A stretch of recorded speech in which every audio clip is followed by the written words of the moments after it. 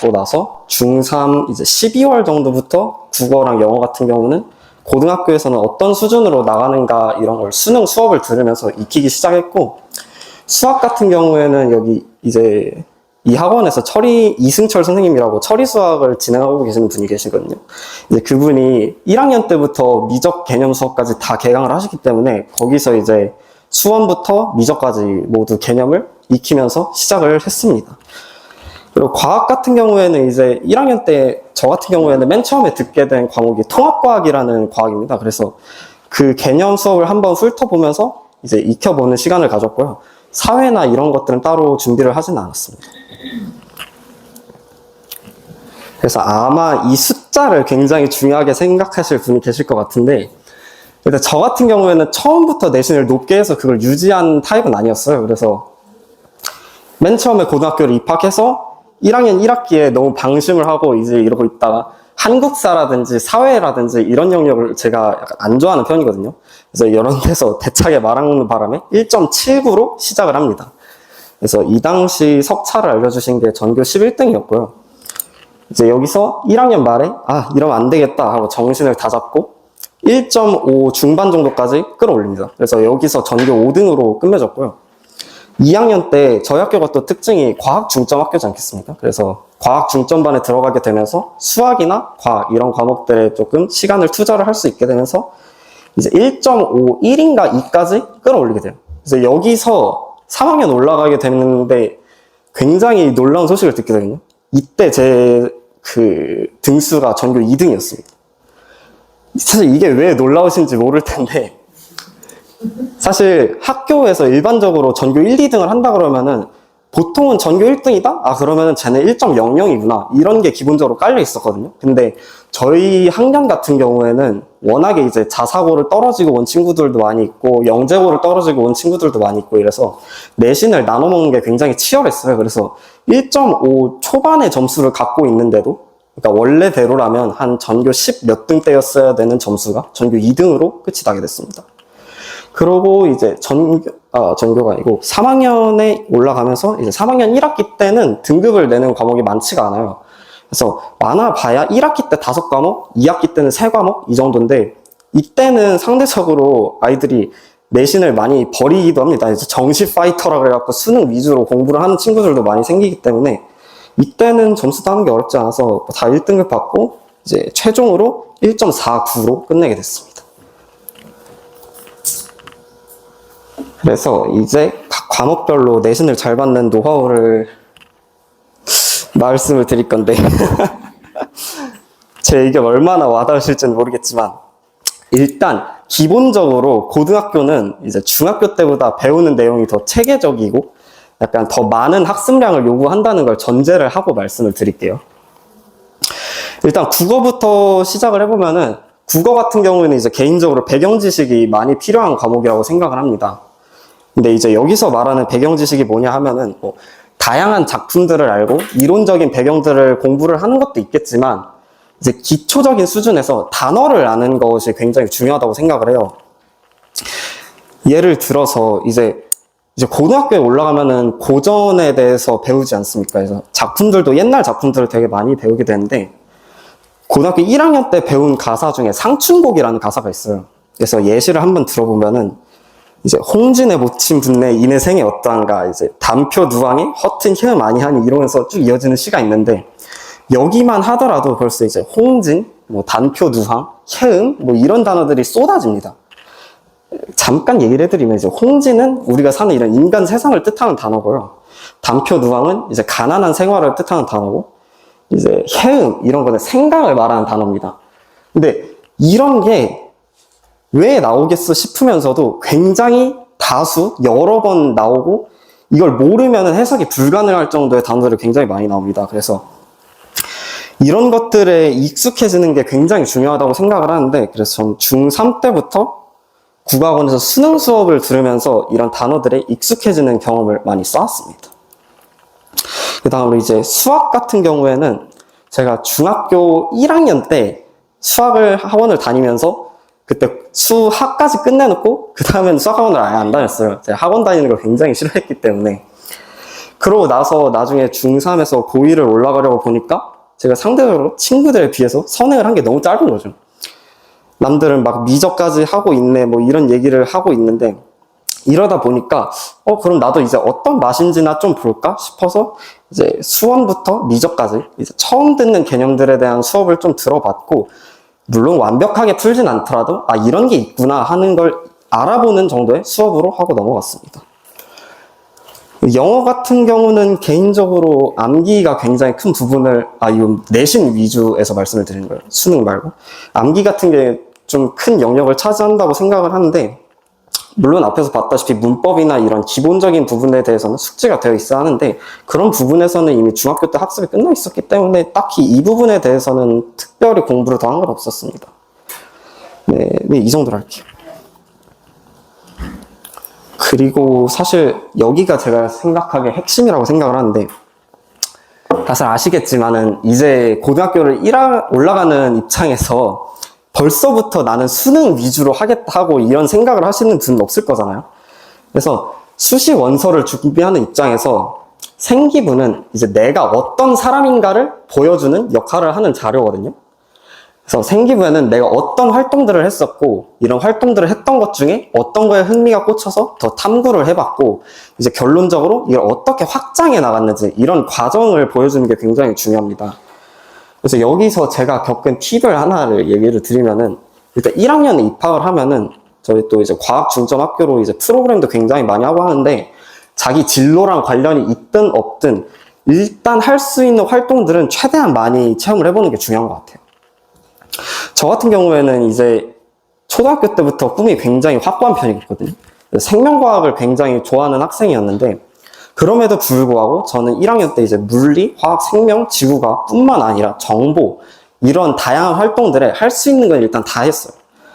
이런 식으로 1년을 보내고 나면 2학년을 올라가면서 내가 어떤 걸 좋아하겠구나, 이런 게 눈에 약간 보입니다. 물론 생명과학은 기본적으로 치더라도 제가 두 번째로 흥미를 가졌던 게 정보였어요.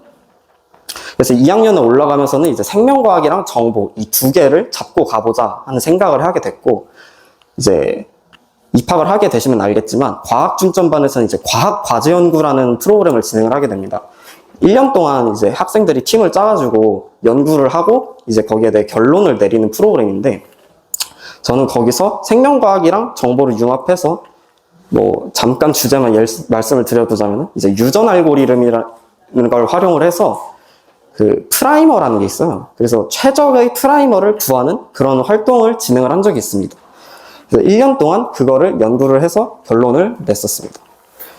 그리고 3학년에 올라가서는 다양한 교과목에서 이걸 심화를 하는 과정을 굉장히 중요하게 생각을 하십니다. 그래가지고 2학년 때 그런 활동을 했던 것에서 내가 더 보완할 점은 없는지, 아니면 이걸 더 어떻게 확장할 수 있는지, 아니면 이걸 이제 대학 수업과 어떻게 연계를 할 수 있는지, 이런 것들에 대한 거를 굉장히 중요하게 생각하는 기간이기 때문에 죄송합니다. 이제 그런 것들에 대해서 이제 일단 과학융합이라는 수업이 있는데, 그런 부분에서는 이제 2학년 때 썼던 보고서에서 어떠한 부분이 미흡했는지 이런 걸 확인하는 과정을 해보고, 이제 더 나아가서 동아리가요. 잠깐 사설을 하자면은 1, 2학년 때는 본인이 선택하는 동아리로 들어갈 수가 있거든요.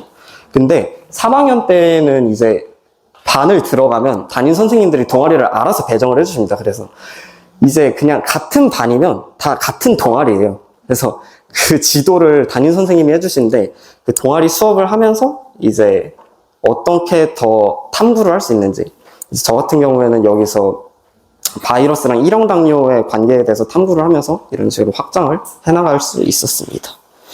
그래서 생기부 같은 경우에는 이제 주역고가 활용하기에 굉장히 좋은 학교예요. 생기부를 쓰는 것에 있어서도 그렇고 프로그램에 있어서도 그렇고 잘만 활용을 하면은 진짜 이런 생기부는 본 적이 없다라는 평을 들을 수 있을 정도로 활용을 하기 좋은 학교인데, 이런 점을 참고를 하시면 좋을 것 같습니다. 네, 그리고 이제 멘탈 그리고 체력 관리 이 부분인데, 일단 멘탈적인 측면에서 제가 드리고 싶은 말은 진짜 딱 하나밖에 없습니다. 제발 다른 사람 말에 휘둘리지 마세요. 여기서도 에피소드 하나를 얘기하자면은, 제가 신일중학교를 나왔습니다. 아실 분은 아시겠지만은, 이제 신일중학교나 오마중학교나 이제 학교열이 되게 높은 학교잖아요. 이렇다 보니까 뭐 자율동아리라든지 이런 학생들이 스스로 하는 활동들이 되게 많아요. 근데 여기서 학생들만 관여를 하면 좋겠지만, 그 외적으로 학부모님들 여기서 어떻게 하는 이런 활동들이 되게 많이 있습니다. 그래서 여기서 듣고 오고 이제 뭐지? 약간 내가 부족한가? 이런 식으로 스스로 약간 자아성찰을 하는 그런 케이스가 굉장히 많아요. 근데 그런 거 안 했으면 좋겠습니다. 그냥 내가 뚝심 있게 내 갈 길을 가야겠다 하는 생각을 하고 갔으면 좋겠고요. 최근에 이제 중학교 친구들이 학교를 어디 갔나 얘기를 들었는데 저보다 잘 간 사람 없습니다. 그러니까 다른 사람들 말 이렇게 듣고 휘둘리거나 이러지 말고 학원이 어디가 좋대 여기가 좋대 하고 막 시험 내신 기간마다 학원 바꾸고 이런 거는 조금 자제해 주셨으면 좋겠어요. 이런 걸 하면은 이제 학부모님들도 학부모님이지만 학생 본인이 힘들거든요. 이런 부분에서 이제 체력적으로 힘든 부분이 있기 때문에 이런 거 좀 지양해 주시면 좋겠습니다. 그리고 이제 체력 관리 같은 부분에서는 이게 체력이 중요하다는 말을 이제 고3 되면은 굉장히 많이 듣게 되는데 이거를 직접 겪어보고 느꼈어요. 여기서 말하는 체력은 진짜 그 뛰어놀고 하는 체력도 있겠지만 집중력에서 체력 소모가 굉장히 심합니다. 이제 고1, 2 때는 뭐 그렇게까지 빡세게 공부를 안 할지 모르겠지만 고3 때는 이제 원하든 아니든 이제 굉장히 오랜 기간 동안 책상에 앉아 있고 집중을 해야 되는 시간이 굉장히 길거든요. 이런 것들을 미리 연습을 해놓으면서 체력적인 부분을 길러놔야지 이제 나중에 갔을 때 버티기가 조금 쉬울 것 같습니다. 제가 이런 거를 약간 간과한 측면이 있어서 고3 때 집중하는 게 조금 힘들었어요. 네, 그렇습니다. 자, 일단 여기서는 약간 현실적인 얘기만 더 조금 해볼게요. 제 경험상 그 잔소리의 영향력이 유효한 나이는 2학년 1학기까지만입니다. 2학년 1학기까지는요, 아직 자신의 현실을 몰라요. 내가 어느 정도 대학을 가겠구나. 내가 심각하구나. 이런 걸 아직 스스로 깨달을 수가 없습니다. 근데 2학년 2학기 정도 되면은 이제 슬슬 애들이 수능 얘기도 하고, 대학 얘기도 하고 시작을 하거든요. 이러면은 뭔가 스스로 생각이란 걸 하기 시작하면서 약간 자각을 하게 됩니다. 그래서 이제 2학년 2학기를 올라가게 되면서부터는 안 그래도 그냥 학교에서 가만히 앉아만 있어도 받는 스트레스가 굉장히 심한데 여기에 이제 집에 가서 잔소리 듣는 것까지 더해지면은 살짝 힘듭니다. 그래서 물론 2학년 1학기까지는 마음껏 하셔도 돼요. 여기까지는 약간 푸시를 해주시면은 그 푸시를 해주시는 거에 따라가는 게 있기 때문에 이 학원을 보내는 거나 아니면 가는 거나 이런 거에 있어서도 약간의 도움을 해주시면 좋을 것 같습니다. 그리고 두 번째가 그 학생들 중에 제 친구들에도 그런 경우가 많은데 자기가 뭘 좋아하는지를 모르는 학생들이 조금 많아요. 그래서 약간 아이들이랑 다양한 얘기를 해보면서 어떤 얘기를 할 때 눈빛이 반짝이는지 그게 뭐 아이돌 얘기라도 괜찮아요. 그러면은 그런 거를 이제 또 새로운 거랑 엮어가면 되는 거거든요. 그래서 한 가지 예를 들어보자면은 이제 그 아이돌을 되게 좋아하는 친구가 있었는데 이거를 이제 매니지 하는 거랑 엮어서 경영 쪽으로 같이 포포를 만들어 본 그런 친구가 있더라고요. 그래서 자기가 뭘 좋아하는지 모르는 거를 좀 같이 찾아주시는 경험을 해봤으면 좋겠습니다. 네. 그리고 이제 주역고만의 프리미엄. 이거는 앞에서 얘기한 것도 먼저 잠깐 얘기를 하자면 일단 저희 학교는 프로그램이 정말 좋습니다. 이건 진짜 제가 자부할 수 있어요. 지금 대학 끝나고 이제 같이 서울대 붙은 뭐 대진고 친구들이나 운정고 친구들이나 이런 친구들이랑 얘기를 하다 보면 일단 프로그램의 진로만 따졌을 때는 일단 대진고가 저 밑에 있고요. 운정고가 한 이 정도 되고 주역고가 거의 천상계입니다. 진짜 프로그램 제공하는 걸 내가 잘만 활용을 하면 이걸 이용하는 거에 있어서는 주역고가 정말 최상이라고 생각을 하거든요. 물론 여기 이공계뿐만 아니라 문과 학생들도 있을 거라고 생각을 하는데 문과라고 해서 과중반에 오면은 약간 조금 밀려나는 거 아니냐 이렇게 생각을 하는데 뭐 밀려날 수는 있겠지만 그렇다고 해서 프로그램이 부족한 건 아니에요. 저희 인문사회 프로그램도 이공계 프로그램 만만치 않게 정말 많이 하거든요. 물론 제가 그걸 직접 참여를 해보진 않아서 모르겠지만 일단 프로그램의 수나 다양한 거나 이런 걸로만 봤을 때는 어느 진로를 희망하던 간에 자신이 앞으로 어떻게 엮어날 이야기를 만들지 이런 거에 소스를 제공을 하는 거에 있어서는 전혀 부족하지가 않다고 생각을 합니다. 그리고 두 번째가 선생님들의 역량이, 이거는 나중에 졸업을 하고 알게 된 건데 굉장히 뛰어납니다. 물론 모든 선생님들이 그렇다고는 안 하겠지만 제가 수업을 듣다가 놀란 게, 제가 3학년 때 G2 시간인가였거든요. 수업을 하시다 선생님이 갑자기, 내가 이제 대학교 연구실에 있을 때 얘기인데 하면서 친구 얘기를 하는데, 그 친구가 직접 필드에서 연구를 하고 있는 연구원이에요. 그래서 같이 대학원에서 일을 하다가 나오고 일을 하시고 계시고 있는 분도 계시고, 2학년 생명 선생님 같은 경우에도 지금 대학원을 다니시면서 거기서도 꽈탑을 달리고 계신다고 하시더라고요. 그래서 물론 학생들의 역량도 중요하겠지만 선생님들의 역량도 굉장히 높은 수준에 계시기 때문에 모르는 게 있으면 일단 선생님들이랑도 굉장히 많은 얘기를 해보는 게 도움이 많이 됩니다. 그래서 뭔가 내가 이런 걸 하고 싶은데 어떻게 엮어야 될지 모르겠다. 그럼 일단 선생님한테 달려가면 그게 진짜 최고예요. 솔루션을 제공하는 데 있어서는 저희 주역과 선생님들도 굉장히 높은 수준에 계신다는 말씀 드리겠습니다.